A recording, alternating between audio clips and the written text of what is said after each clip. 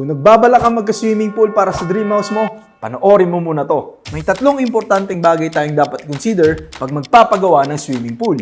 Una ay ang design. Maraming iba't ibang design ng swimming pool. Pinaka-common na rito ay ang in-ground pool o yung hinuhukay. Durable ito pero may kamahalan. Bukod doon, high maintenance din ito. Kung gusto mo ng mas tipid, pwede na sa'yo ang above ground pool. Elevated ito at mas madaling i-install dahil hindi na kailangan maghukay. Usually, pre-built na ito. Ang lap pool naman ay yung pahaba. Usually, ginagamit to pang exercise or training. Yung aesthetic naman ang hanap mo, pwedeng-pwede sa'yo ang infinity pool. Ito yung design na parang nag-merge yung edge ng pool sa landscape. Pangalawang kailangan i-consider, syempre, ay ang cost. Magdedepende ang cost sa design, size ng pool, at mga materyales na gagamitin. Isa sa pinakamagastos dito ay ang filtration system na siyang ginagamit para mapanatili ang kalinisan ng pool. Dapat din i-consider mabuti ang mga lights na gagamitin. Di hamak na mas mahal to compare sa mga ilaw na ginagamit sa bahay dahil underwater ito. Lastly, ang maintenance. Kailangan malinis natin to constantly para hindi mahirapan ang filtration system. Kailangan din natin ng chlorine para maiwasan ang pag-build up ng germs. Typically, nag-a-add tayo ng bagong tub ng chlorine every 3 to 7 days. At syempre, ang kuryente. Dahil gumagamit tayo ng filtration at ilaw, siguradong dadagdag din ito sa electric bill. Follow this page for more construction and design tips.